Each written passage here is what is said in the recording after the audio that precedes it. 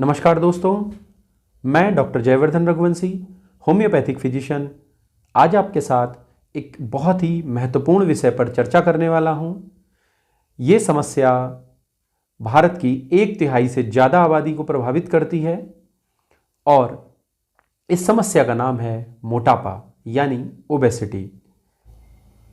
WHO के आंकड़ों के अनुसार 1975 से लेकर अब तक ओबेसिटी के मामले दुनिया भर में लगभग 3 गुना हो चुके हैं। अगर हम आंकड़ों की बात करें तो अमेरिका और चाइना के बाद भारत तीसरे नंबर पर ओबेसिटी के टोटल केसेस के मामले में है। आपको जानकर हैरानी होगी कि ओबेसिटी से होने वाली मौतों की संख्या कुपोषित यानी अंडरवेट लोगों के मुकाबले बहुत ज़्यादा है। डायबिटीज़ का खतरा भी ओबेसिटी की वजह से बहुत ज़्यादा बढ़ जाता है और भारत में चाइना के बाद डायबिटीज़ टाइप 2 के मामले दुनिया में नंबर 2 पर हैं। ओबेसिटी की वजह से हार्ट की भी प्रॉब्लम्स होने का खतरा कई गुना बढ़ जाता है। American institute of cancer research के आंकड़ों के हिसाब से जिन लोगों को ओबेसिटी की समस्या होती है उसमें कैंसर के मामले कई गुना ज़्यादा बढ़ जाते हैं, जैसे आहार नली का कैंसर, पेनक्रियाज का कैंसर, गॉल ब्लैडर का कैंसर, किडनी और रेक्टल कैंसर। ये सारे मामले कई गुना अधिक पाए गए हैं ओबेज लोगों के अंदर। WHO ने इसके लिए कुछ मापदंड निर्धारित किए हैं जिसे हम BMI बोलते हैं। BMI निकालने का सिंपल फॉर्मूला है वेट इन केजी यानी वजन किलोग्राम में upon height in metres square. ये जो फॉर्मूला निकल के आएगा, ये जो कैलकुलेशन में जो भी रीडिंग आएगी ये BMI को इंडिकेट करेगी और यदि BMI 25 के नीचे आता है तो आप बिल्कुल सामान्य कैटेगरी में हैं। यदि BMI 25 से ऊपर आता है तो ये आपके ओवरवेट होने की तरफ इशारा कर रहा है। अगर BMI 30 के पार हो चुका है तो इसका मतलब है कि आप अब ओबेसिटी की चपेट में आ चुके हैं। अब एक बहुत महत्वपूर्ण सवाल उठता है कि आखिर वजन बढ़ता कैसे है, ओबेसिटी के मुख्य कारण क्या हैं, आखिर वो कौन सी वजहें हैं जिनके कारण लोगों का वजन कम नहीं हो पाता है। तो देखिए, मोटापा बढ़ने के 2 मुख्य कारण हैं। एक ओवर ईटिंग है, जिसको हम बोल सकते हैं कि अधिक मात्रा में या अधिक कैलोरी में आप अपनी डाइट ले रहे हैं, अपना भोजन ले रहे हैं। और दूसरा हो सकता है कि कुछ मेटाबॉलिक डिसऑर्डर हो, यानी कि आपकी पाचन शक्ति में कुछ गड़बड़ी आ जाए, जिसके वजह से आप जो आहार ले रहे हैं तो वो उपयुक्त मात्रा में आपकी बॉडी में सही से मेटाबोलाइज नहीं हो रहा है, यानी सही से उसका अवशोषण नहीं हो रहा है। कुछ बातें बेहद सामान्य हैं वजन बढ़ने की, जैसे कि बहुत ज़्यादा फ़ैट का इंटेक। अब वो फ़ैट कैसा हो सकता है? वो फ़ैट आपका किसी, जैसे हम ऑयल लेते हैं तो वेजिटेबल सोर्स का फ़ैट हो सकता है और कुछ एनिमल सोर्स हो सकता है। एनिमल सोर्स में हमेशा नॉनवेज की ही बात नहीं हो रही, मिल्क और मिल्क से बने प्रोडक्ट भी हमारे एनिमल सोर्स में ही आते हैं। तो इनका अगर आप ज़्यादा मात्रा में इंटेक करते हैं तो ये आपके फ़ैट की वैल्यू को बॉडी में बढ़ाता है। तो वेजिटेबल सोर्स में जो हमारे जितने भी किस्म के ऑयल आते हैं, जो तेल आते हैं, जैसे सरसों का तेल, तिल या सूरजमुखी का तेल, जो भी आप अपने खाने में इस्तेमाल करते हैं, वो वेजिटेबल सोर्स वाले तेल वो भी आपके फ़ैट को बढ़ाते हैं। और एनिमल सोर्स के जो ऑयल हैं, जो फ़ैट है, वो भी आपके बॉडी में ओबेसिटी को बढ़ाता है। इसके अलावा बहुत ज़्यादा मीठे का सेवन करना, आपकी बहुत सेडेंट्री लाइफ स्टाइल का होना, बहुत ज़्यादा यदि आप चावल, आलू, इन चीज़ों का सेवन करते हैं तो भी आपका वज़न बहुत तेज़ी से बढ़ेगा। और यदि आपकी पानी की मात्रा जो लेनी चाहिए आपको, अगर उससे कम ले रहे हैं आप, तो भी आपको वज़न बढ़ने का खतरा बढ़ जाता है, क्योंकि पानी बहुत अच्छा आपके मेटाबॉलिज्म के लिए बहुत अच्छा है, जो कि आपके खाने को अच्छे से डाइजेस्ट करने में और उसको प्रॉपर मोबिलाइज करने में बहुत हेल्प करता है।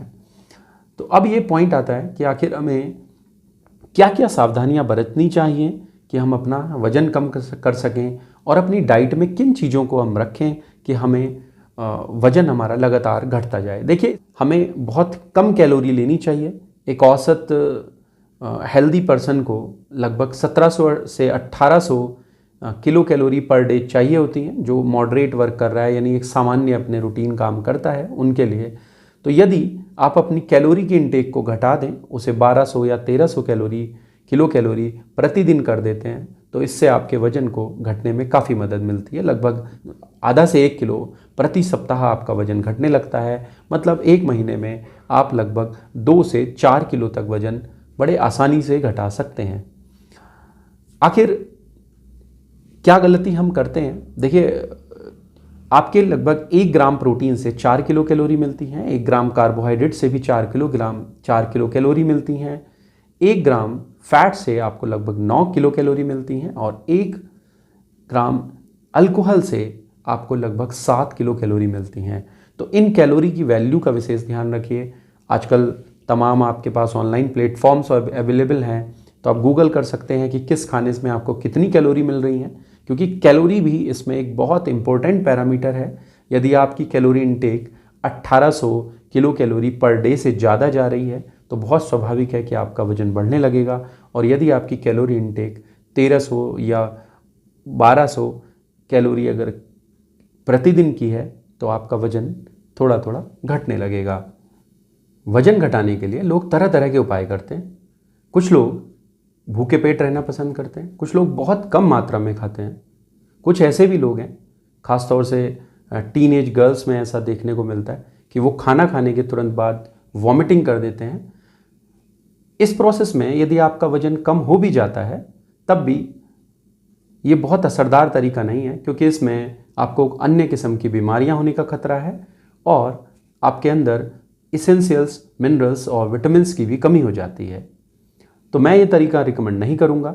कुछ बहुत स्टैंडर्ड एक तरीका हो सकता है जो आपका वजन घटाने में ज़्यादा मदद करेगा और आप बहुत हेल्दी तरीके से अपना वेट लूज़ कर सकते हैं। तो इसमें आपने भूखे पेट नहीं रहना है, आप बार बार थोड़ा थोड़ा कुछ खाएंगे। जैसे सुबह आप उठकर आप पानी पिएं, अपनी बॉडी को हाइड्रेटेड करें, यानी कि उसके अंदर पानी की कमी ना होने दें, क्योंकि मैंने जैसा कि आपको पहले ही बताया कि यदि आप पानी अपनी डाइट में कम लेते हैं तो आपको मोटापा बढ़ने के चांसेस रहते हैं। ब्रेकफास्ट में आप मल्टीग्रेन आटे से बना हुआ कुछ भी रोटी या चीला आप इस्तेमाल कर सकते हैं। इसके बाद आप लंच से पहले कुछ फ्रूट्स आप ऐड कर सकते हैं अपनी डाइट में। लंच में भी आप ऐसी चीज़ों का सेवन करें जो बहुत कम कैलोरी की हो। उसमें चावल या आलू नहीं लेना है आपने, कुछ चपाती और साथ में आप थोड़ी दाल ले सकते हैं या सब्जी जैसे लौकी, तुरई, इनका आप सेवन करिए। स्नैक्स में आप जिंजर या लेमन टी का सेवन कर सकते हैं या ग्रीन टी का भी सेवन आप इसमें कर सकते हैं। फिर ऐसे ही आप डिनर के लिए एक और चीज़ है कि आप उसे टाइम से करें, मतलब बहुत लेट नहीं करना है। लगभग 8 से 9 बजे के बीच आप अपना डिनर फिनिश कर लें और डिनर भी अपना लाइट रखें। उसमें कोई सब्जी और साथ में 2 रोटियां आप अधिक से अधिक इसमें लें। ये आपका पूरे दिन का खाना रहेगा। बीच बीच में पानी लेते रहें। लगभग 4 से 5 लीटर पानी आप पूरे दिन में पिएं। ये आपके आहार का पैटर्न होना चाहिए, मतलब आप थोड़े थोड़े समय के अंतराल पे कुछ ना कुछ ऐसा खाते रहें जिसके अंदर कैलोरी वैल्यू तो कम हो लेकिन वह आपको एनर्जी भी दे। और इस बात का विशेष ध्यान रखें कि आप अपने खाने में नमक का सेवन बहुत कम मात्रा में करें। साथ ही साथ कार्बोहाइड्रेट और शुगर की मात्रा अपने खाने में बहुत कम रखें। पर हाँ, प्रोटीन आप उपयुक्त मात्रा में लें, क्योंकि ज़्यादातर जो एंजाइम्स हैं और बहुत सारे हार्मोन्स हमारी बॉडी में वो एक प्रोटीन ही है। तो यदि आप अच्छी क्वालिटी का प्रोटीन अपने शरीर में लेते हैं तो ये आपकी बाकी एक्टिविटीज़ के लिए भी बहुत अच्छा रहेगा। प्रोटीन की पूर्ति के लिए आप दालें ले सकते हैं, सोयाबीन ले सकते हैं, इसके अलावा अंडे का सेवन कर सकते हैं। कुछ लोग जो नॉनवेज लेते हैं वो चिकन और फिश का इस्तेमाल कर सकते हैं। काला चना भी एक बहुत अच्छा सोर्स होता है आपके प्रोटीन का, तो इसको आप नज़रअंदाज ना करें। तो भूखे पेट नहीं रहना है, पर इन चीज़ों का विशेष ध्यान रखें कि आप क्या चीज़ें खाएं और क्या ना खाएं। हाँ, अगर आपको कोई डाउट भी लगता है तो आप आजकल गूगल कर सकते हैं कि किस खाने से आपको कितनी कैलोरी मिलती है। उसके हिसाब से भी आप अपना एक डाइट चार्ट बना सकते हैं। और यदि आपको कोई डाउट है तो आप किसी डाइटिशियन से आप अपना एक चार्ट बनवा सकते हैं अपने अनुसार कि कितनी कैलोरी आप चाहते हैं, तो वो भी आपके लिए बहुत हेल्पफुल रहेगा। उससे आपको पता रहेगा कि आपको क्या पूरे दिन में खाना है और कितनी मात्रा में खाना है। पर कुल मिलाकर मेरे कहने का सार यही है कि आपको भूखे पेट नहीं रहना है, आपको फ्रीक्वेंट मील्स लेने हैं, यानी कि बार बार आपको कुछ ना कुछ खाना है। ये आपकी सेहत के लिए बहुत अच्छा रहता है। इसके अलावा आप खाने के तुरंत बाद सोएंगे नहीं, कम से कम आधे घंटे की आप वॉक करें। आप बहुत ज़्यादा तनाव ना लें, और यदि आपको कुछ बीमारी है, जैसे आपको थायराइड की प्रॉब्लम है, डायबिटीज़ है, हाइपरटेंशन है, तो आप उनको मेंटेन रखिए। उसके लिए आप अपनी दवाइयाँ रेगुलर रखिए, क्योंकि कई बार आपको इन प्रॉब्लम्स की वजह से भी वज़न लगातार बढ़ता चला जाता है, तो इन्हें नज़रअंदाज नहीं करना है। पर्याप्त नींद लें, लगभग 7 से 8 घंटे की नींद आपके लिए काफ़ी है। साथ ही साथ आप एक्सरसाइज करें। कुछ ऐसी एक्सरसाइज हो सकती हैं जो आपका वेट लूज़ करेंगी। कई बार कुछ लोगों को पेट में फैट बहुत ज़्यादा जमा रहता है, तो उसके लिए कुछ आप सेपरेट एक्सरसाइजेस देख सकते हैं, जो कि आप अपने जिम ट्रेनर से की मदद से वो एक्सरसाइज कर सकते हैं, या यूट्यूब से भी आप ऐसी कुछ एक्सरसाइज देखकर अपने लिए उनको लगातार कर सकते हैं। वो बहुत बेनिफिशियल रहेंगी। अब मैं होम्योपैथिक पॉइंट ऑफ व्यू से कुछ मेडिसिन्स आपको बताता हूं जो आपके लिए बहुत हेल्पफुल हो सकती हैं। जैसा कि हम देखते हैं कि बहुत बड़ा कारण है इसमें मानसिक तनाव का भी है, साथ ही साथ आपकी फैमिली हिस्ट्री और कुछ और डिजीज़ यानी कुछ और बीमारियों की वजह से भी आपको मोटापा हो सकता है, तो उसके लिए अलग अलग तरह की दवाइयाँ आती हैं। इसमें सबसे पॉपुलर दवाई होम्योपैथी में फाइटोलक का बेरी है, जो कि आपके मेटाबॉलिक सिस्टम को एक्टिवेट करने में बहुत मदद करती है और वजन को घटाने में बहुत हेल्प करती है। तो फाइटोलक का बेरी टिंचर में लें, ये बहुत हेल्पफुल रहेगा। इसके अलावा फ्यूकस वेसिकुलोसिस, ये भी आप मदर टिंचर में लें। इसको लेने से भी बहुत ज़्यादा लाभ होता है ओबेसिटी के मामलों में। उसमें आपको उससे रिलेटेड जो भी कॉम्प्लिकेशंस हैं ओबेसिटी की वजह से, उसमें भी ये बहुत हेल्प करता है। एक और बहुत इम्पोर्टेंट मेडिसिन है कैलोट्रोपिस।